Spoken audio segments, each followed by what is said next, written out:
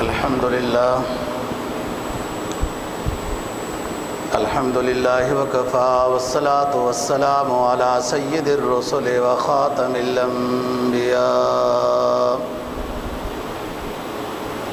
وعلى آله وأصحابه الذين أوفوا عهدا الذين هم خلاصة العرب العرباء وخير الخلائق بعد الأنبياء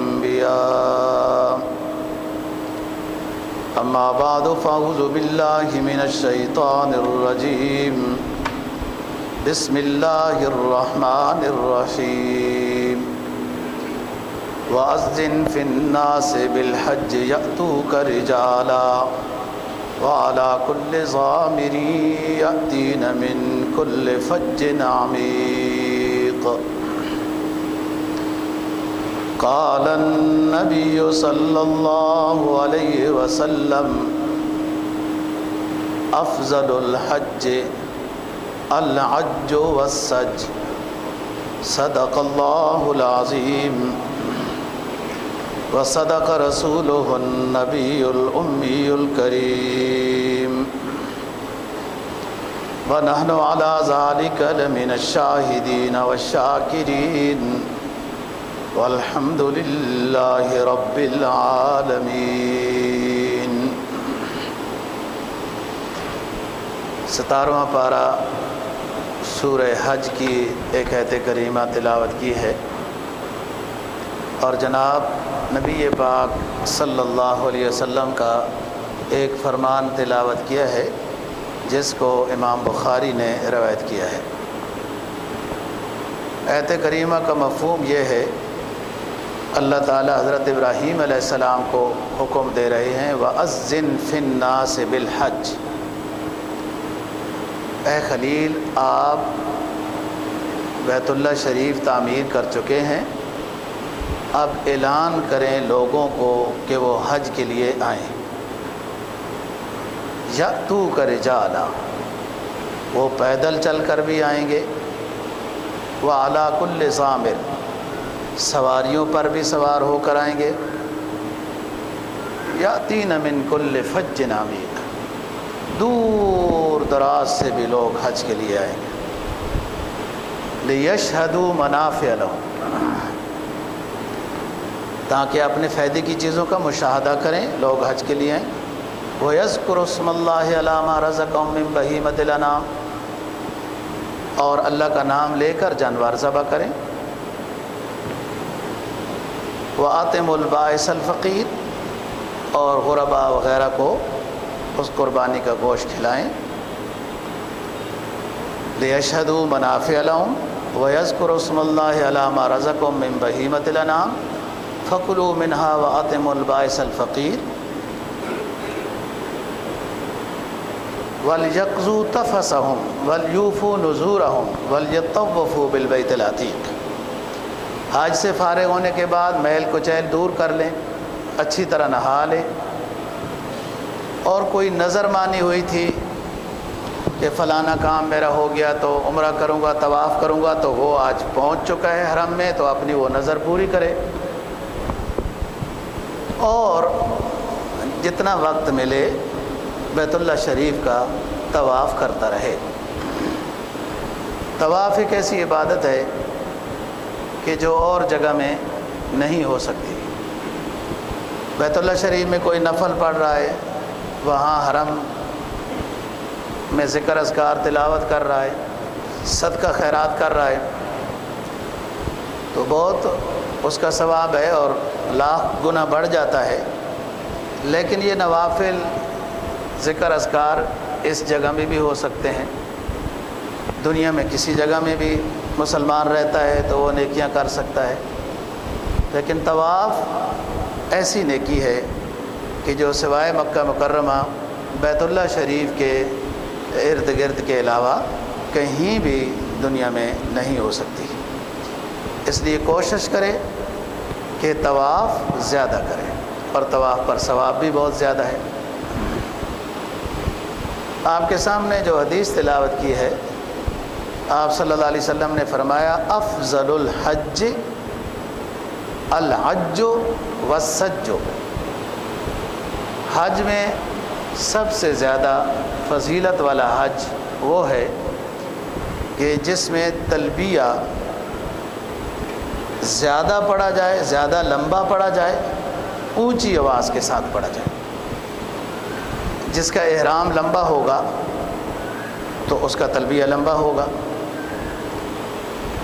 اب دیکھو نا عربی زبان کی فصاحت، الحج کے لفظ میں دونوں باتیں داخل ہیں کہ تلبیہ زیادہ دیر تک پڑھا جائے، احرام لمبا ہو، اور اونچی آواز کے ساتھ پڑھا جائے مرد کے لیے، عورت آہستہ آواز میں پڑھے۔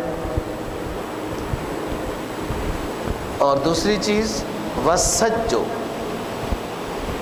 کہ افضل حج وہ ہے جس میں قربانی ہو۔ حج کی 3 قسمیں ہیں، حج افراد، حج تمتع اور حج قران۔ حج قران سب سے زیادہ افضل ہے، یہ احرام لمبا ہوتا ہے، بندہ جاتا ہے، عمرہ کرتا ہے، اور عمرے کے بعد وہ حلال نہیں ہوتا، سر نہیں مڈا سکتا، چادریں وہ جو پہنی ہیں تو انہی حالت میں، اسی حالت میں رہے گا، پابندیاں ساری اس پر ہیں۔ تو الغرم بالغنم میں جو مشقت زیادہ اٹھائے گا ثواب زیادہ پائے گا۔ تو سب سے افضل حج وہ حج قران ہے کہ اس میں بندہ عمرہ کرنے کے بعد حلال نہیں ہوتا، تو اس میں پھر تلبیہ زیادہ ہوتا ہے۔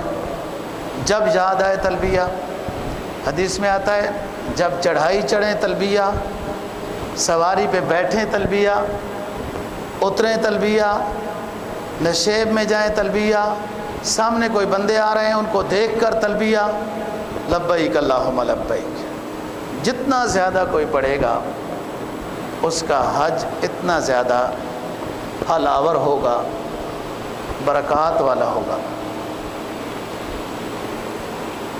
نبی پاک صلی اللہ علیہ وسلم کے حج کے بارے میں اختلاف ہے کہ آپ نے حج قران کیا ہے یا حج تمتع کیا ہے۔ حج تمتع بھی افضل ہے افراد کے مقابلے میں۔ حج تمتع بھی وہ ہوتا ہے کہ اس ایک سفر میں حج کے جو لیے جا رہے ہیں تو پہلے عمرہ کرے گا، اور عمرہ کرنے کے بعد وہ حلق کرائے گا، احرام اتار دے گا، حج تمتع والا۔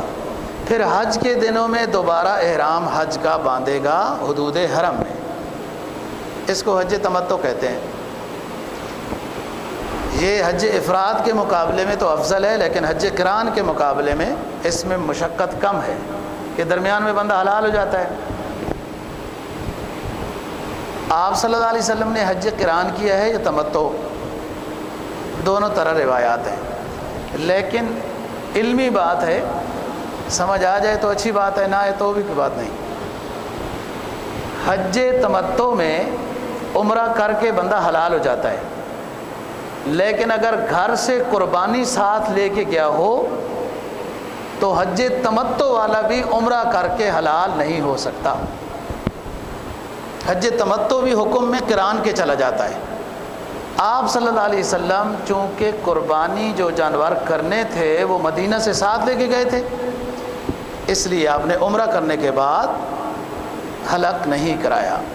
وہ جو لوگ کہتے ہیں حج تمتع تھا وہ بھی ٹھیک کہتے ہیں، جو کہتے ہیں حج قران تھا آپ صلی اللہ علیہ وسلم کا وہ بھی ٹھیک کہتے ہیں کہ نتیجتاً ایک ہی بات ہے، نتیجتاً ایک ہی بات ہے کہ حج تمتع والا جب جانور ذبح ہونے والا ساتھ لے جائے تو وہ عمرہ کرنے کے بعد حلق نہیں کرا سکتا۔ اب ایسا نہیں ہے، آپ کے جانے سے پہلے ہی جانور وہاں پہنچ چکے ہوتے ہیں، اس لیے حج تمتع والا وہ عمرہ کرنے کے بعد حلال ہو جاتا ہے۔ حج تمتع اور حج قران، چونکہ اس میں عمرہ بھی کرتا ہے بندہ اور حج بھی کرتا ہے، دو کام ہیں، اس لیے حاجی کے ذمہ حج کی قربانی بھی واجب ہوتی ہے، حج کی قربانی۔ تیسری قسم ہے حج افراد کی، اس میں آخر میں بندہ جاتا ہے یا پہلے بھی جائے، اس نے نیت کی ہے صرف حج کی، تو بس جائے گا، طواف قدوم کرے گا اور پھر اس کے بعد اسی احرام میں حج کرے گا، اس کے ذمہ قربانی نہیں ہے۔ حج افراد والا عمرہ نہیں کرتا، اس لیے اس کے ذمہ قربانی نہیں ہے۔ حج تمتع اور قران والا عمرہ کرتا ہے پہلے، تو پھر پہلے حج سے پہلے اس وجہ سے اس کے ذمہ قربانی ہوتی ہے، اور یہ حج زیادہ اچھا ہے۔ حج قران تو سب سے افضل ہے، ذرا اس میں بہت پابندی ہے، بندوں کو چادر باندھ کر رہنا، چلنا پھرنا اس کی عادت نہیں ہوتی، وہ ہر وقت اس کا خیال رکھنا ہے، صابن نہیں استعمال کر سکتے، تیل نہیں کر سکتے، خوشبو نہیں کر سکتے وغیرہ، یہ ساری پابندیاں ہیں، کوئی ایسی ویسی بات نہیں کر سکتے ورنہ وہ فضیلت ختم ہو جائے گی۔ تو جو صاحب ہمت ہیں وہ حج قران کریں، نہیں تو اس کے بعد کا درجہ حج تمتع کا ہے، جو عموماً اکثر لوگ یہی کرتے ہیں، چاہتے ہیں عمرہ کرتے ہیں اور حلال ہو جاتے ہیں۔ تو فرمایا افضل الحج الحج والسج، بہترین حج یہ ہے کہ جس میں تلبیہ لمبا ہو، اونچی آواز کے ساتھ ہو، اور اس میں قربانی بھی ہو۔ قربانی کی وہی شرائط ہیں جو حج کی قربانی کی ہو، عید الاضحیٰ کی قربانی کی ہوتی ہیں۔ بات ہوتی رہتی ہے، پھر بھی انشاءاللہ آ جائے گی۔ حج کی قربانی حج سے تعلق رکھتی ہے۔ جو بندہ مالدار ہے، صاحب حیثیت ہے، وہ قربانی الگ ہے۔ حج کی قربانی اگر اس نے حج قران کیا ہے یا حج تمتع کیا ہے، قربانی اس کے ذمہ لازم ہے۔ پیسے نہیں ہیں تو وہ 10 دن اس نے روزے رکھنے ہیں، 3 دن روزے حج سے پہلے اور 7 بعد میں۔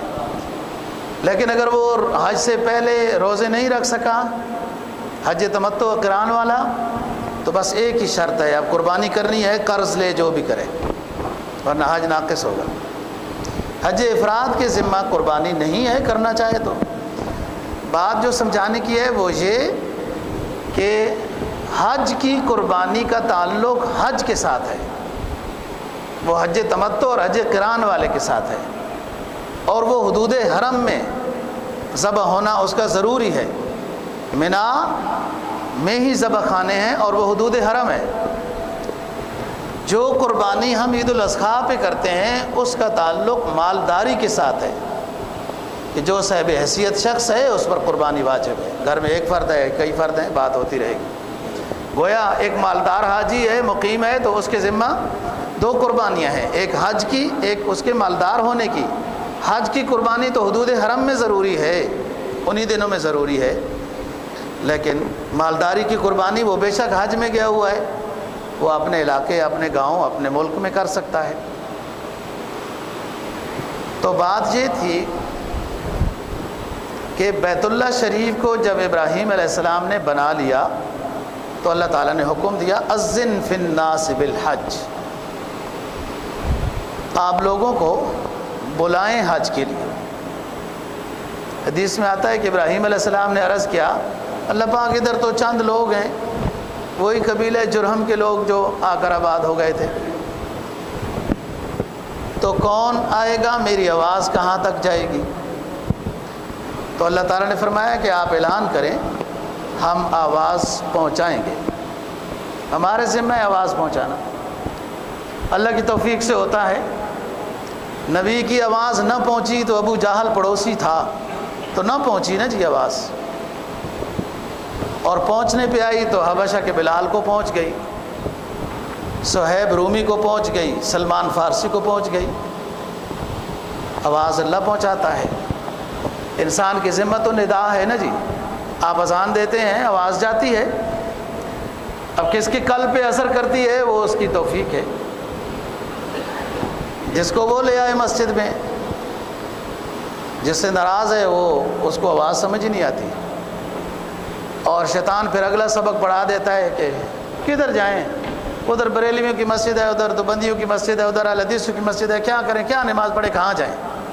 اے بابو، اللہ جب آخرت میں آپ سے سوال کرے گا کہ نماز کیوں نہیں پڑھتے تھے، تو آپ کہیں گے ہمارے گاؤں میں تو 3 مسجدیں تھیں، دیوبندی تھے، بریلوی تھے، فلان تھے، میں کیا کرتا؟ یہ آپ کا جواب وہاں چل جائے گا۔ بریلوی، دیوبندی، اہل حدیث کوئی بھی ہو، نماز سے منع کوئی بھی نہیں کرتا۔ یہ آپ اپنے نفس کی تابعداری کر رہے ہیں، اپنے شیطان کی تابعداری کر رہے ہیں۔ تو اللہ چاہے جس کو آواز پہنچائے۔ حافظ ابن حجر العسقلانی بخاری شریف کے شارح ہیں، پہلے شارح ہیں، وہ احادیث کی روشنی میں اپنی کتاب اتحاف میں لکھتے ہیں کہ تمام روحوں تک جو قیامت تک کے لیے پیدا ہونی تھی، سب کو ابراہیم علیہ السلام کی آواز پہنچائی گئی عالم ارواح میں، اور جو روحیں بیدار تھیں انہوں نے لبیک کہا۔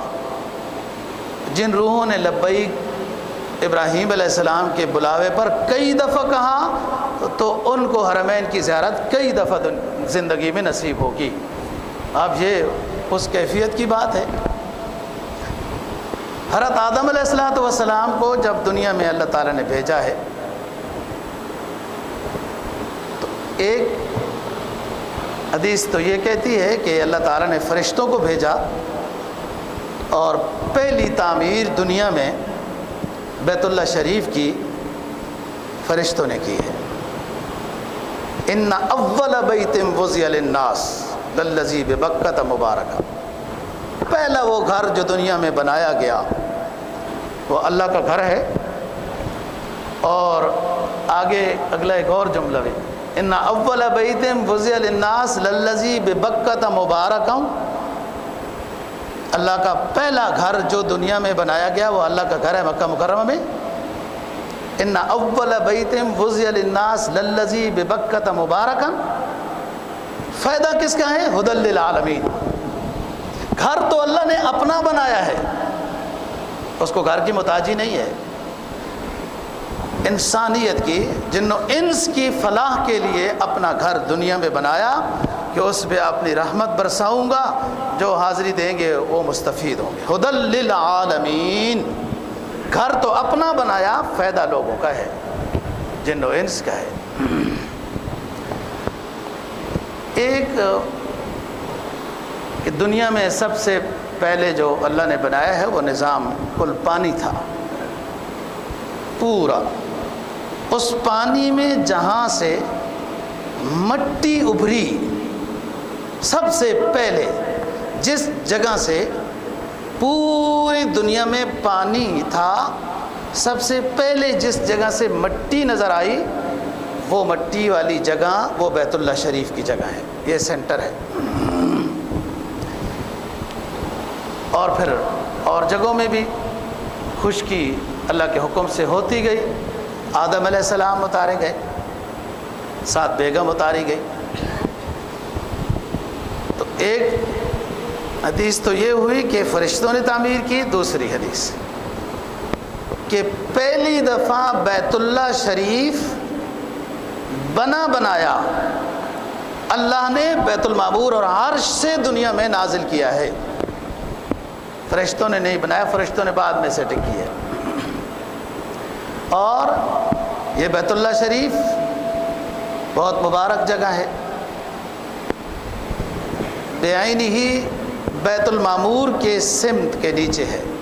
وہ بیت المعمور جو اللہ کا گھر آسمانوں پر عرش کے پاس ہے، اس کے ارد گرد تو فی الحال صرف فرشتے طواف کرتے ہیں، اور کئی ہزار کی تعداد میں فرشتے طواف کرتے ہیں۔ 7 چکر کو ایک طواف کہتے ہیں۔ وہ فرشتے جب طواف کر کے فارغ ہوتے ہیں تو دوسرے فرشتے شروع ہو جاتے ہیں۔ جو فرشتے ایک مرتبہ بیت المعمور کا طواف کر لیتے ہیں، قیامت تک کے لیے دوبارہ ان فرشتوں کا نمبر نہیں آتا۔ اس سے آپ اندازہ لگا لیں فرشتوں کی تعداد کتنی ہے۔ دنیا میں جو اللہ نے گھر بنایا یا گھر نازل کیا، اتارا، تو حضرت آدم علیہ السلام کو بھی بھیجا، ادھر ان کی اہلیہ کو بھیجا۔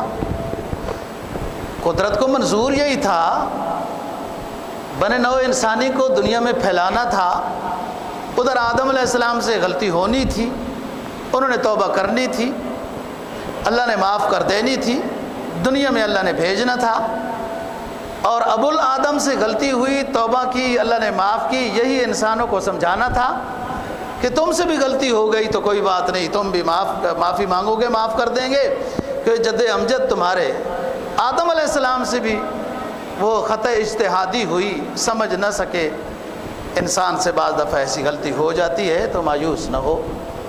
مایوسی دنیاوی لحاظ سے ہوتی ہے، دنیا داروں سے ہوتی ہے، بادشاہوں سے ہوتی ہے، کوئی بات نہیں، یہ اسی قابل ہیں کہ ان سے مایوسی ہو۔ اللہ کی رحمت سے مایوسی یہ خطرناک بات ہے۔ یہ ایمان کی کوالٹی میں انتہائی ضعف ہوگا، بہت ضعف ہوگا، تو اللہ کی رحمت سے یہ بندہ مایوس ہوگا۔ کسی مومن کے لیے یہ جائز نہیں ہے کہ وہ اللہ کی رحمت سے مایوس ہو۔ ہاں، وہ نعرے لگتے تھے ہمیں بھی آزماؤ، سب کو آزما لیا، ہمیں بھی آزماؤ، ساروں کو آزما لیا، اب ہمارے پاس سوائے مایوسی کے، دنیا کے اہل اقتدار سے سوائے مایوسی کے ہمارے پاس کوئی شے نہیں۔ 74 سال آزمانے میں ہی چلے گئے۔ اب حل کیا ہے؟ حل یہ ہے رجوع اللہ، کہ اللہ مہربانی فرما، فضل فرما، تو نے خطہ پاک عطا کیا، اس کی آبادی بھی عطا فرما۔ اس سے حل نکل سکتا ہے، اور کوئی حل نہیں۔ اور ماشاءاللہ جن کو اللہ توفیق بخش رہا ہے، وہ حج کے لیے نیت کر رہے ہیں، ارادہ بنا رہے ہیں، تو وہاں بھی جائیں اور اپنے ملک کے لیے اللہ سے دعا مانگیں، اللہ بہتری عطا فرما، خیر و برکت نصیب فرما۔ تو آدم علیہ السلام کو اتارا گیا، پھر دونوں حضرات کی ملاقات ہوتی ہے جبل الرحمہ میں، جو میدان عرفات میں ایک سائیڈ میں ہے، اور دعا مانگی، ربنا ظلمنا انفسنا وان لم تغفر لنا وترحمنا لنکونن من الخاسرین۔ چلتے رہے، پہلے اللہ کا حکم ایسے تھا۔ اور جدہ جدہ جدہ، بعض رات نے یہ لکھا ہے کہ جدہ دادی نانی کو کہتے ہیں، عربی زبان میں جدہ دادی نانی دونوں کو کہتے ہیں۔ تو وہاں حضرت حوا رضی اللہ عنہا یا علیہ السلام کی قبر ہے، وہاں ہے، واللہ عالم، ایک لمبی سی قبر ہے، اب حقیقت کیا ہے واللہ عالم۔ تو سب سے پہلے آدم علیہ السلام کو جو حکم ہوا دنیا میں آنے کے بعد، وہ یہ ہے کہ بیت اللہ شریف کا طواف کریں۔ اب طوفان نوح میں جو پوری دنیا پہ آیا، اور لمبی تبلیغ تھی ان کی، انسان ہونے کے لحاظ سے 950 سال طوفان نوح سے پہلے تبلیغ ہے، اور مایوس ہو گئے، گنتی میں کوئی اضافہ نہیں ہو رہا، نہ سمجھ میں آئے لوگوں کو بات، تو پیغمبر کی بھی نہیں سمجھ میں آتی۔ دیکھو نا، 950 سال مایوس ہوئے، فرمایا رب انی دعوت قومی لیلا ونہارا فلم یزدہم دعائی الا فرارا۔ میرے رب دن رات ایک کر دیے، دعوت اللہ دیتا رہتا ہوں، تبلیغی عرصے میں 950 سال گزار دیے ہیں۔ رب انی دعوت قومی لیلا ونہارا فلم یزدہم دعائی الا فرارا۔ میری دعوت و تبلیغ کا اثر کیا ہو، جب یہ میری بات سنتے ہیں تو اور بھاگتے ہیں آوارگی کی طرف، رقص کی طرف، لہو و لعب کی طرف، بے حیائی فحاشی کی طرف، بت پرستی کی طرف اور بھاگنے لگ جاتے ہیں، نبی کی بات پہ رکتے نہیں ہیں، سنتے نہیں ہیں۔ تو پھر عذاب آ گیا، دعا مانگی، بد دعا کر دی انہوں نے، اور اتنے ناراض ہوئے کہ رب لا تذرنی فردن وانت، اے رب ایک بندہ بھی دنیا میں نہ رہے جو آپ کو اور میرا نافرمان ہے، ایک بھی نہ بچے، سب کو تباہ کر دے۔ دعا قبول ہو گئی، بد دعا قبول۔ اور طوفان نوح، سیلاب آیا، بیت اللہ شریف اٹھا لیا گیا، اوپر اٹھا لیا گیا۔ بعض روایات میں تو یہ آتا ہے کہ مسجدیں بھی اسی طرح رہیں گی، جب قیامت آئے گی مسجدیں اسی طرح اٹھا لی جائیں گی۔ بعض حکمران بلا وجہ جو مسجدوں کو شہید کرتے ہیں، یہ بھی سوچنے کی بات ہے، خطرناک بات ہے۔ جہاں ضرورت ہو وہاں علماء سے فتویٰ اور مشورہ پہلے کرنا چاہیے، جنہوں نے گواہی دینی ہے۔ تو بیت اللہ شریف کو اٹھا لیا گیا۔ بعد میں حضرت ابراہیم علیہ السلام سے اللہ تعالیٰ نے تعمیر کرائی، اور باپ مستری ہے، بیٹا گارا دیتا ہے، بلاک دیتا ہے۔ جبل عمر جبل کعبہ کہلاتا ہے، وہاں سے پتھر لیے گئے ہیں، کچھ پتھر جنت سے آئے ہیں۔ بنیادوں میں جو پتھر رکھے گئے وہ اللہ پاک نے جنت سے بھیجے تھے، وہ شروع میں تھے۔ اور ابراہیم علیہ السلام کو جبرائیل علیہ السلام نے بنیادیں کھودنے کی بتائی بات، اور پھر جب نیچے سے وہ جنتی پتھر آئے تو بتایا کہ یہ ہے بنیاد، ابراہیم علیہ السلام نے تعمیر کر دی۔ تو جو آیت پڑھی تھی وَأَذِّن فِي النَّاسِ بِالْحَجِّ، وہ تعمیر کے بعد ہے۔ ابراہیم علیہ السلام نے بیت اللہ تعمیر کیا، پھر دعا مانگی، اللہ قبول فرما۔ یہ ہے اصل شریعت کی روح، کہ جب اللہ نے توفیق دی نیکی کی، نیکی آپ کر گزرے، اس کے بعد دعا مانگنی ہے اللہ اپنے فضل سے میری نیکی کو قبول بھی فرما۔ وَإِذْ يَرْفَعُ إِبْرَاهِيمُ الْقَوَاعِدَ مِنَ الْبَيْتِ وَإِسْمَاعِيلُ رَبَّنَا تَقَبَّلْ مِنَّا إِنَّكَ أَنْتَ السَّمِيعُ الْعَلِيمُ۔ جب میرے خلیل اور اس کے بیٹے زبی نے بیت اللہ شریف تعمیر کر دیا تو ہم سے ماوے دعا ہو گئے، ہم سے مناجات میں مصروف ہو گئے کہ اے ہمارے رب، ہماری اس کوشش کو، ہماری اس محنت کو، آپ کے گھر جو تعمیر کیا، اس محنت کو قبول و منظور فرما، اور اس کی آبادی کے لیے میری نسل میں سے امام الانبیاء خاتم الانبیاء صلی اللہ علیہ وسلم مبعوث فرما۔ یہ دعا کی ابراہیم علیہ السلام، اور بیت اللہ شریف تعمیر ہو گیا۔ اب حکم ہوا اعلان کرے وَأَذِّن فِي النَّاسِ بِالْحَجِّ يَأْتُوكَ رِجَالًا وَعَلَىٰ كُلِّ ضَامِرٍ۔ عبداللہ ابن عمر رضی اللہ تعالیٰ عنہ راوی ہے، فرماتے ہیں جب بندہ احرام باندھتا ہے، نبی پاک صلی اللہ علیہ وسلم کا فرمان ہے، تو چل پڑتا ہے، ہر قدم پر نیکی ملتی ہے، گناہ معاف ہوتے ہیں، حتیٰ کہ بندہ حرم میں پہنچ جاتا ہے، اللہ کی رضا مقصود ہو۔ اس میں چونکہ تھوڑا سا دیکھنا، جانا، احرام، جہاز یا سواریاں، قافلے، ظاہری طور پر تھوڑا سا دوسروں کو کافی پتہ چلتا ہے، تو بہت سارے لوگ مسلمان اربوں میں ہیں، حج میں جانے والے لاکھوں ہیں، تو کہیں دل میں ایسی بات نہ آ جائے کہ وہ سارے رہ گئے نا، اللہ کے ہاں قبول نہیں تھے۔ اس ناچیز کا اللہ نے بلاوا لے لیا اور بلا رہا ہے اللہ، یہ خطرہ ہے، ریاکاری بھی ہو سکتی ہے، ایسا نہ ہو۔ اس لیے فرمایا وَلِلَّهِ عَلَى النَّاسِ حِجُّ الْبَيْتِ، آپ عربی گرامر سے واقف ہیں تو اخلاص نیت کو پہلے بیان کیا. اللہ ہی کے لیے حج کرنے کا ارادہ ہو صاحب حیثیت شخص کا، صرف اللہ کی رضا کی خاطر، پھر حج حج ہے.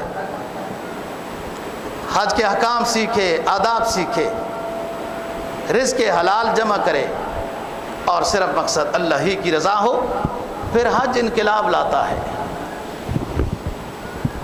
حدیث میں فرمایا کہ بعض لوگ میری امت کے حج کریں گے کہ وہاں بھیک مانگنے کا فائدہ ہوتا ہے.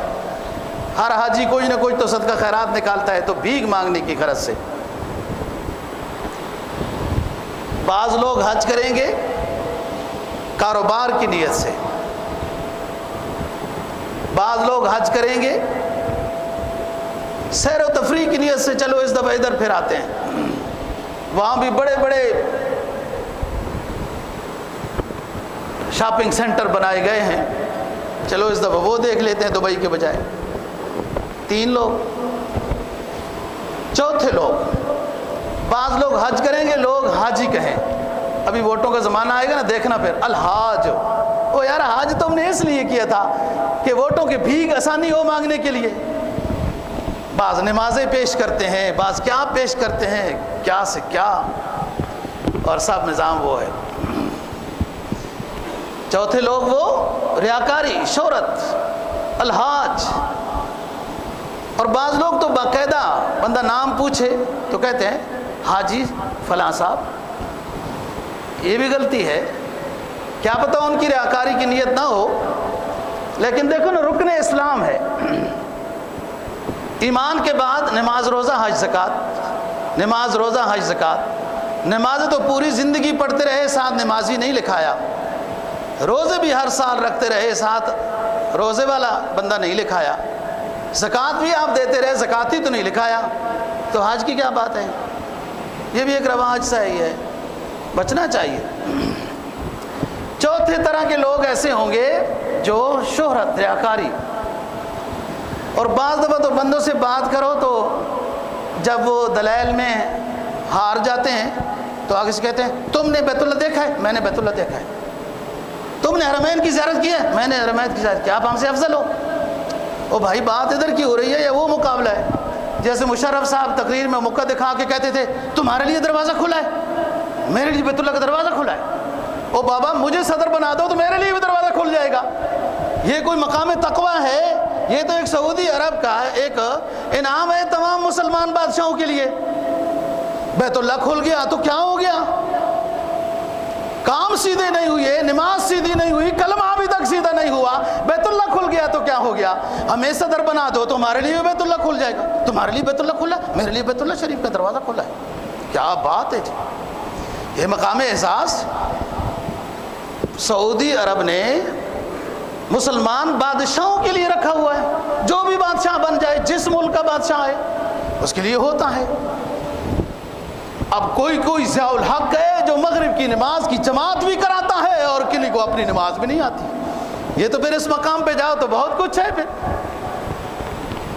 بہرحال اصل جو شریعت نے ضابطہ دیا ہے نا جی، عقائد کے لحاظ سے، معاملات کے لحاظ سے، آپ کو پتہ ہے نبی پاک صلی اللہ علیہ وسلم کا فرمان ہے مومن سے یہ گناہ ہو سکتا ہے، یہ گناہ ہو سکتا ہے، یہ گناہ ہو سکتا ہے، لیکن مومن سے جھوٹ نہیں ہو سکتا. پھر کیا کریں گے؟ وعدہ خلافی ہو جائے، جھوٹ ہو جائے وغیرہ، تو اس بندے کے اندر ایمان، رخصت، نفاق آ جاتا ہے. یہ ساری شریعت کی باتیں ہیں جو مومن نے اپنانی ہیں، تب وہ اپنے آپ کو مسلمان اور مومن کہلا سکتا ہے. قرآن تو دستک دیتا ہے، فرمایا یا ایھا الذین آمنوا ادخلوا فی السلم کافہ. ایمان والو ایمان تو لے آئے ہو، اب آدھا تتر آدھا بٹیر نہ بنو، پکے پکے مسلمان ہو جاؤ، پورے کے پورے اسلام کو اپنانے والے بن جاؤ. دو رنگی چھوڑ یک رنگ ہو جا، یا سراسر موم یا پھر سنگ ہو جا. ایمان لایا ہے، اس کا تقاضا یہ ہے کبھی کسی کو ذلیل نہیں کرے گا. تحقیر نہیں کرے گا، جھوٹ نہیں بولے گا، وعدہ خلافی نہیں کرے گا، جھگڑے میں حد سے تجاوز نہیں کرے گا تو ایمان کامل بنے گا۔ اذن فی الناس بالحج یأتوک رجالا، حضرت ابراہیم علیہ السلام کو حکم ہوا، اعلان ہو گیا، لوگ حج کے لیے جاتے ہیں، تڑپتے ہیں، دعائیں کرتے ہیں، تو کچھ لوگ بھیک کے لیے حج مانگیں گے، کاروبار کے لیے کچھ لوگ حج پہ جائیں گے، کچھ لوگ شہرت کے لیے حج پہ جائیں گے، اور کچھ لوگ جو ہے اللہ کی رضا کی خاطر۔ پانچواں طبقہ ہے جو اللہ کی رضا کی خاطر ہے، غربا بھیک مانگنے کے لیے، امراء سیر و تفریح کے لیے، درمیانی طبقہ تجارت کے لیے، اور کچھ لوگ چوتھے شہرت کے لیے، الحاج، اور اس کو بیچا جاتا ہے۔ جب نہ ہماری کوئی اور چیز نہ بکے پھر ہم قرآن بیچتے ہیں، حلف اٹھاتے ہیں، حلف یہ بیچنا ہوتا ہے نا، لا تکونوا کاللتی نقضت غزلها من بعد قوۃ انکاسا تتخذون ایمانکم دخلا بینکم، تم اپنی مارکیٹ کو چمکانے کے لیے حلف اٹھاتے ہو تاکہ لوگ اللہ کا نام سن کے میری طرف مائل ہو جائیں۔ بعض دفعہ قرآن کو اٹھا لیا جاتا ہے، بعض دفعہ حج کو بیچا جاتا ہے، بعض دفعہ اپنی دیگ کو بیچا جاتا ہے جو غربا میں تقسیم کی جاتی ہے کہ یہ تو اتنا بڑا فلاحی کام کرنے والا ہے، اور پھر ووٹ مانگا جاتا ہے۔ پانچواں طبقہ ہے جو اللہ کی رضا کے لیے حج کرنے جاتا ہے۔ اس عبادت میں سب سے پہلے فرمایا وَلِلَّهِ عَلَى النَّاسِ، اللہ ہی کے لیے ہے لوگوں کے واسطے حج کرنا، تب حج ہے۔ تو گھر سے جب چلتا ہے تو ایک ایک قدم پر نیکی شروع ہو جاتی ہے، حالات ہی بدل جاتے ہیں، ماحول بدل جاتا ہے۔ آپ دیکھیں نا کہ لوگ حاضری دیتے ہیں، ملاقاتیں کرتے ہیں، دعاؤں کی درخواست کرتے ہیں، اور یہ سنت ہے، جو بندہ حج عمرے پر جا رہا ہو اس سے دعاؤں کی درخواست کرنا سنت ہے۔ اور حاجی جب واپس آئے، ایک حدیث تو ہے کہ گھر پہنچنے سے پہلے جن جن کے لیے وہ دعا کر رہا ہے اللہ قبول کرتے ہیں، اللہ مغفرت کرتے ہیں۔ ایک حدیث میں یہ ہے 40 دن تک اس کی دعائیں قبول ہوتی رہتی ہیں۔ تو بہت بڑی فضیلت ہے، اور یہ فضیلت حاصل کرنی ہے، مسلمان نے حاصل کرنی ہے۔ اللہ حکمرانوں کو ہدایت دے، کوئی ہمت اور بہادری دے، اللہ حکومت بھی دے، ساتھ بہادری بھی دے، وہ اچھے فیصلے کرو، جلدی کرو۔ حج میں جس نے کمائیاں کی وہ کیا کمائی کرے گا، دنیا تو ادھر رہ جاتی ہے۔ ہر قدم پر نیکی، جب بیت اللہ شریف پر نظر پڑے تو آپ جو دعا مانگے اللہ کے ہاں قبول ہوتی ہے، اور وہ ایسی نظر ہے کہ بندے کو اپنا وجود جو حدود حرم میں ہوتا ہے وہ محسوس ہی نہیں ہوتا کدھر ہوں میں، اس حد تک کیفیات میں ڈوب جاتا ہے۔ جو دعائیں سوچ کے رکھیں، طواف پر ہر قدم پر نیکیاں اور گناہ معاف ہیں۔ پھر 2 گانا وہ نفل نہیں ہے، طواف کے بعد وہ واجب ہیں 2 رکعت، غلام آزاد کرنے کے ثواب۔ اور صفا مروہ کو لوگ اتنا مطلب ہے کہ اہتمام سے نہیں لیتے، یا گپے زیادہ کرتے ہیں، یا موبائل کی تصویریں، او یار آپ خوبصورت ہی ہیں، کیا ہے آپ کی تصویریں، کتنی تو ہو چکی ہیں، ابھی تک بھی نہیں ہے، کسی کی لائٹ ٹھیک نہیں ہوتی، خوبصورت ہی، او یار خوبصورتی ہو تو لائٹ ہو بھی نہیں پھر بھی خوبصورتی ہوتی ہے تصویر، بھائی وہ پہلی والی تصویر نہیں صحیح ہے، اب لائٹ والی ہونی چاہیے۔ شیخ سعدی کیا کہتا ہے، وصف ترا کند گر نہ کند اہل صفا، وصف ترا کند نہ کند اہل صفا، حاجت مشاط نیست روی دل آرام را، حسین چہرے کی کوئی تعریف کرے یا نہ کرے، حسین چہرے والے کو تو کنگھی کرنے کی بھی ضرورت اور محتاجی نہیں ہوتی۔ حسن الحضارت مجلوب بتطریت، ادھر آؤ متنبی کیا کہتا ہے، حسن الحضارت مجلوب بتطریت وفی البداوت حسن غیر مجلوبی، شہری حسن تو میک اپ کی پیداوار ہوتا ہے، شہری حسن بناؤ سنگار میک اپ کی پیداوار ہے، کسی کا کیمرہ اچھا ہو کالے حبشی کو بھی گورا دکھا لے وہ کالا حبشی گورا نہیں بنے گا، اور جو خوبصورت ہے جس کو اللہ نے ایمان کی دولت عطا کی، حضرت عمر فاروق کو دیکھو نا، عدل و حریت کا بادشاہ، فلسطین شام بیت المقدس کے دورے پہ جا رہا ہے، لوگوں نے کہا امیر المومنین بڑے بڑے یہاں تو سردار آباد ہیں، بڑے جبے کبو والے ہیں، آپ کے لیے بھی خوبصورت جبہ بنا لیتے ہیں، پہنایا گیا، امیر المؤمنین عمر فاروق نے اتار دیا، لوگوں نے کہا آپ باتیں کریں گے، امیر المؤمنین نے جبہ کیسا پہنا ہوا ہے، تو فرمایا کفا بالاسلام زینتاً، عمر فاروق رضی اللہ تعالیٰ عنہ نے فرمایا ہمارے لیے مسلمان ہو جانا، نبی آخر الزمان صلی اللہ علیہ وسلم کی غلامی میں آ جانا، ان کی سنتوں کی اتباع میں، ان کے احکام کو پھیلانے میں آ جانا ہی ہماری خوبصورتی ہے۔ تو لوگ صفا کو بس ایسی ویسی جانا آنا ہے، اور اکثر تصویروں میں اور یوں اور باتوں میں۔ توجہ سے انشاءاللہ اگلی بات اگلے جمعے کو کریں گے۔ آخری بات، 70 غلام آزاد کرنے کا ثواب اس شخص کو ملتا ہے جس نے صفا مروہ میں صحیح خشوع و خضوع کے ساتھ چکر لگائے ہوں۔ اللہ دین کی سمجھ اور عمل کی توفیق نصیب فرمائے۔ وآخر دعوانا